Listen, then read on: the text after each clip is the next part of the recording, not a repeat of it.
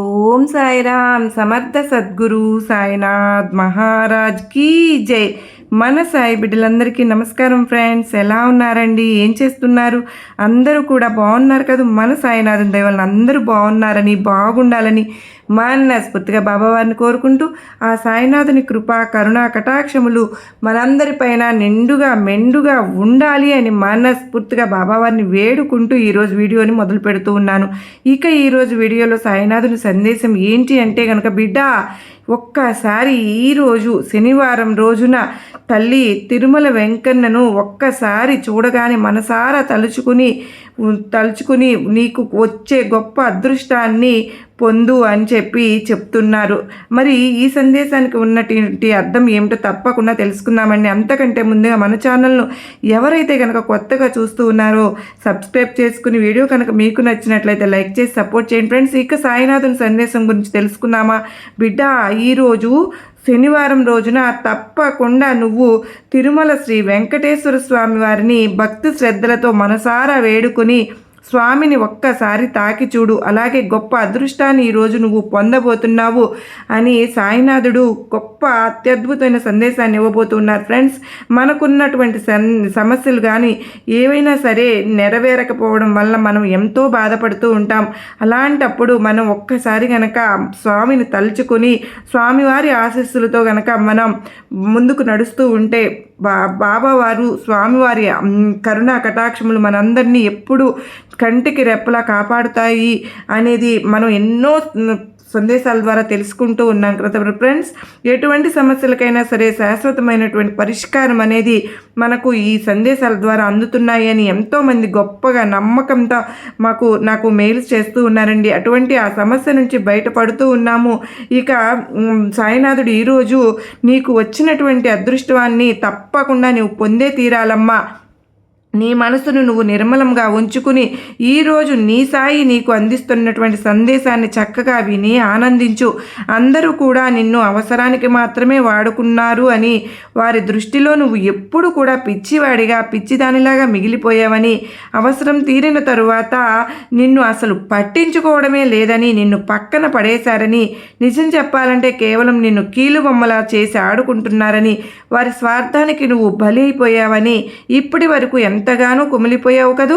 గతాన్ని నువ్వు ఎక్కువగా గుర్తు పెట్టుకుంటూ ఆ గతంలోనే మిగిలిపోతూ ప్రతి క్షణం కూడా నిన్ను ఎవరైతే మోసం చేశారో, ఎవరైతే నిన్ను కేవలం అవసరానికి మాత్రమే వాడుకున్నారో వారందరినీ కూడా ఎలాగైనా సరే బుద్ధి చెప్పాలనుకుంటున్నావే, నేను చెప్పలేకపోతున్నానే అని పిచ్చివాడిలాగా ఎన్నో రకాల అవసరాలకు వాడుకుని నన్ను ఈ విధంగా అన్ని విషయాలు తెలుసుకుని వారి గురించి, అలాగే నేను ఏ విషయంలో అయితే దేంట్లో అయితే విజయం సాధిస్తున్నానో, అలాగే ఏ పనిలో అయితే నేను చక్కగా మంచి విజయాన్ని సాధించబోతున్నానో ఈ విషయాలన్నీ కూడా ముందే తెలుసుకుని నా నుండి వారు మంచి అవసరాన్ని పొంది నన్ను మాత్రం ఇలా విగత జీవిగా వదిలేశారు అని చాలా బాధపడుతూ ఉన్నావు కదూ.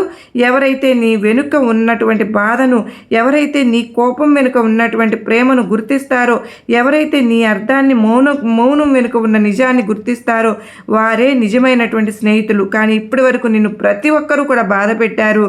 నీవు పైకి ఎదుగుతున్న కొద్దీ నిన్ను కిందకి దించాలని ప్రతి ఒక్కరూ కూడా ఎన్నో పన్నాగాలు పన్నారు. నీ పనిలో ప్రతి ఆటంకము కలిగించడానికి నిరంతరం వారు ఎన్నో విధాలుగా నిన్ను బాధ పెట్టారు. అయినప్పటికీ కూడా నువ్వు ఎప్పుడు ఎవరిని అంటే వారి కీడును కోరుకోకుండా అంతా కూడా మంచిగా జరుగుతుంది, ఏది జరిగినా కూడా భగవంతుడే ఉన్నాడు అనుకుని ధైర్యంగా ఉన్నావు చూడు. నీవు ఇప్పుడు అంటే అవసరానికి నిన్ను ఎవరైతే వాడుకున్నారో వారెవ్వరికీ కూడా నువ్వు పనికి రాకపోవచ్చేమో, కానీ ఒకటైతే గుర్తుపెట్టుకో, నిరంతరం నీ మనసును ప్రశాంతంగా ఉంచుకో. జరిగిందేదో జరిగిపోయింది. నిన్ను ఇప్పటి వరకు కూడా అవసరానికి వాడుకున్నారు కదా, అలాగే నీ పనిలో ఆటంకాలను సృష్టించాలని, అలాగే నువ్వు ఎదుగుతుంటే ఓర్చుకోలేక నిన్ను ఏదో ఒక విధంగా అనగదొక్కాలని ప్రతి ప్రయత్నం చేస్తూనే వచ్చారు. కానీ ఇప్పటి వరకు వారి ఆటలు సాగాయి, కానీ ఇక నుండి మాత్రం వారి ఆటలు సాగవు. నేను వారికి ఏదో ఒక విధంగా బుద్ధి చెప్పాలని అనుకుంటున్నాను. నీ మనసును కష్టపెట్టుకోకు. అలాగే జరిగిపోయినటువంటి గతం గురించి అసలు ఆలోచించకు. ఆ ఆలోచనలు అనేవి కనుక వాటిని నువ్వు ఎంత దూరంగా ఉంచితే నీ మనసు కూడా అంత ప్రశాంతంగా ఉంటుందని నువ్వు గుర్తుపెట్టుకో తల్లి. నువ్వు ఎంతవరకు అయితే ఇంకొకరిని బాధ పెట్టలేదు కదా అని అనుకుంటున్నావు, అంతవరకు నువ్వు మంచిగా నిర్మలంగా ఉన్నట్లే కదా. ఎందుకంటే మన ద్వారా ఎవరైనా బాధపడ్డా లేదంటే మనం ఎవరినైనా బాధ పెట్టినా సరే కానీ కాలం ఎప్పుడు కూడా చూస్తూ ఉండదు. కనుక నువ్వు ఎప్పుడు కూడా ఎవరి కీడును కోరుకోలేదు, అలాగే ఎవరిని కూడా మోసం చేయలేదు, అబద్ధం కూడా ఎప్పుడు చెప్పలేదు. ధర్మంగా నీ పని నువ్వు చేసుకుంటూ వెళ్ళావు కనుక వారికి వారే నిన్ను చూసి ఓర్చుకోలేక నీ ప్రతి పనులు ఆటంకాలు సృష్టిస్తూ అడ్డంకులు తెచ్చిపెట్టి అన్నీ కూడా నిన్ను అన్ని విధాలుగా బాధ పెట్టాలని చూశారు. కానీ వారికి మాత్రం నేను అసలు ఏ విధమైనటువంటి శిక్ష విధిస్తున్నానో నువ్వు కూడా చూస్తావు. నువ్వు అంటుంటావుగా, బాబా అలాంటి వారికి నువ్వు ఏమి శిక్ష విధించకపోతే ఈ లోకం తీరు మరోలాగా ఉంటుంది కదా, అలాంటి వారు ఇంకా నాలాంటి వారిని ఎంతోమందిని బాధ పెడుతూ ఉంటారు కదా అని నువ్వు నన్ను ఎన్నోసార్లు ప్రశ్నించావు. నిజమేనమ్మా, నేను ఒప్పుకుంటాను. వారు ఇంకాస్త ఎక్కువగా ఈ లోకంలో ఉన్నారు. కానీ అలాంటి వారి మధ్యలో బలైపోయి బాధపడుతూ ఉన్నవారు కూడా నీలాగా చాలామందే ఉన్నారు. చూడు, ఎప్పుడూ కూడా మనం వారిని కోపంతో జయించకూడదు. సంతోషంగా ఉన్నట్లుగా నటిస్తూ మన విజయాన్ని చూసి వారు బాధపడే విధంగా మన ప్రవర్తన ఉండాలమ్మా. కనుక జీవితంలో మనం ఏమి చేయలేనటువంటి రోజులు అయితే ఏమీ లేవు కదా. నీ కష్టం నువ్వు చూసావు, చేశావు. ఒకటి నిన్నటి రోజు, మరొకటి రోజు, రేపటి రోజు అని అనుకుంటూ జీవించాలి. ఈ నిన్నటి రోజున నీకు కలిగినటువంటి కష్టం గురించి మర్చిపో, పూర్తిగా మర్చిపో. ఇక నుండి రాబోతున్నటువంటి రోజు గురించి నువ్వు ఏం చేయాలి, ఎలా చేయాలి, ఏ విధంగా చేస్తే నీకు అంతా మంచి జరుగుతుంది, నేను అనుకున్నటువంటి లక్ష్యాన్ని నేను సాధించగలుగుతాను, అలా నీకు నువ్వే ఆత్మస్థైర్యాన్ని కలిగి ఉండు. చూడు, నీకోసం నువ్వు ఎంతో కష్టపడ్డావు కనుక ఆ కష్టానికి తగినటువంటి ప్రతిఫలాన్ని నీకు నేను ఇవ్వబోతున్నాను. కనుక ఆ ప్రతిఫలంతో నీకు గొప్ప అదృష్టం అనేది రాబోతుంది. నీ జీవితంలో కని విని ఎరుగునటువంటి అదృష్టాన్ని నీవు పొందబోతున్నావు. చూడు బిడ్డ, ఏది శాశ్వతం కాదు. నిజమే, నీ వెనుక ఉన్నటువంటి డబ్బు కూడా శాశ్వతం కాదు, అలాగే నీతో ఉన్నటువంటి నీ అధికారము శాశ్వతం కాదు. కానీ మనిషి అన్నాక తప్పకుండా కొన్ని ఆశలు అయితే ఉంటాయి కదా. ఆ ఆశలు నెరవేరాలని వారు కూడా ఎన్నో హోప్స్ పెట్టుకుని ఉంటారు కదా. మరి అట్లాంటి వారికి చిన్నపాటి కోరికలు కూడా తీర్చకపోతే ఈ సాయి ఉన్నది ఎందుకు చెప్పు. నువ్వు అనుకున్నట్లుగానే నీ కష్టానికైతే ప్రతిఫలం నేను ఇవ్వబోతున్నాను. అయితే ఒకటి మాత్రం గుర్తుంచుకో, నువ్వు ఏ పనినైనా ఎంచుకుంటే ఆ పనిలో నువ్వు విజయం సాధించే వరకు నువ్వు చేస్తున్నటువంటి పని గురించి కానీ లేదంటే ఇంకేదైనా సరే ఆ పనికి సంబంధించిన విషయాలు కానీ ఎవరితో కూడా నువ్వు చర్చించవద్దు. ఎందుకో తెలుసా, అలా చర్చించడం వలన నీకు తెలియని వారు అంటే నీ చుట్టూ ఉన్నవారు నిన్ను ఎలా మెచ్చుకుంటూ ఉంటారో అలాగే నువ్వు ఎదుగుతూ ఉంటే నిన్ను చూసి ఓర్వలేని వారు కూడా అలాగే ఉంటారమ్మా. ఇప్పుడు చూసావు కదా నిన్ను ఏ విధంగా మోసం చేశారో, ఏ విధంగా అవసరానికి వాడుకున్నారో. కనుక అలాంటి వారు ఇప్పుడు కూడా నీ చుట్టూ ఉంటూనే ఉంటారు.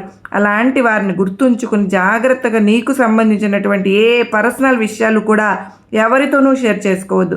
నీ మనసు నువ్వు జాగ్రత్తగా కాపాడుకుంటూ నీలో ఉన్నటువంటి జ్ఞానాన్ని మరెవరికి కూడా పంచకుండా, మరెవరికి అంటే సాటి వారికి ఉపయోగపడే వారికి తప్పకుండా నీ జ్ఞానాన్ని అందించు. కానీ ఎవరైతే నిన్ను దెబ్బ తీయాలనుకుని నిన్ను కిందకి దించేయాల్సినటువంటి ప్రయత్నాలు చేస్తూ ఉంటారు చూడు, అలాంటి వారికి మాత్రం ఎలాంటి అవకాశాన్ని నువ్వు కల్పించకు.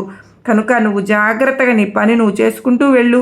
మిగతా జగన్నాటకం అంతా కూడా భగవంతుడైనటువంటి ఆ తిరుమల తిరుపతి వెంకన్నను మనసారా వేడుకొని నీ మనసులో ఉన్నటువంటి సంకల్పం నెరవేరాలని ఆ వెంకన్న స్వామికి చెప్పుకొని, వెంకన్నను తలుచుకొని నీ మనసులో ఉన్నటువంటి స్వామికి తప్పకుండా చెప్పి తప్పకుండా ఆ కష్టం నుంచి నన్ను బయటపడేలా చెయ్యి స్వామి. తిరుపతి మెట్లు ఎక్కి నీకు ఒక్కసారి నిన్ను దర్శనం చేసుకుని నా మనసులో ఉన్నటువంటి కోరిక నెరవేరితే తప్పకుండా నేను అనుకున్నది నెరవేరుస్తానని చెప్పి స్వామికి ప్రమాణం చేసి చెప్పు. ఈ రోజు శనివారం రోజు తప్పకుండా నీ పనిలో ఒక మంచి మార్పు అయితే కలుగుతుంది. తద్వారా నీకు గొప్ప అదృష్టం కూడా తలుపు తడుతుంది. చూడు తల్లి, కొన్ని మాటలు ఎలా ఉంటాయి అంటే నిజంగా మనం ఎంతో బాధలో ఉన్నప్పుడు, ఆ బాధలో ఉన్నప్పుడు మనకంటూ ఎవరైనా ధైర్యాన్ని ఇచ్చేటటువంటి మాటలు చెబితే కనుక బాగుండు, మన మనసుకు కాస్త ఊరట కలిగించే విధంగా ఎవరైనా కానీ మంచి సపోర్ట్ ఇస్తే బాగుండు అని కొంతమంది నిరాశలో ఉన్నవారు ఎదురు చూస్తూ ఉంటారు.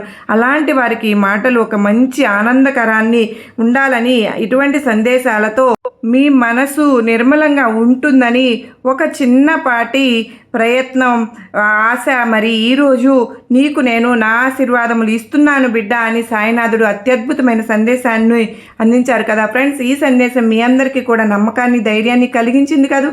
నచ్చినట్లయితే మరికొంతమందికి షేర్ చేయండి. అలాగే మరో చక్కని సాయినాథుని సందేశంతో మళ్ళా కలుసుకున్నంత వరకు అందరికీ నమస్కారం అండి.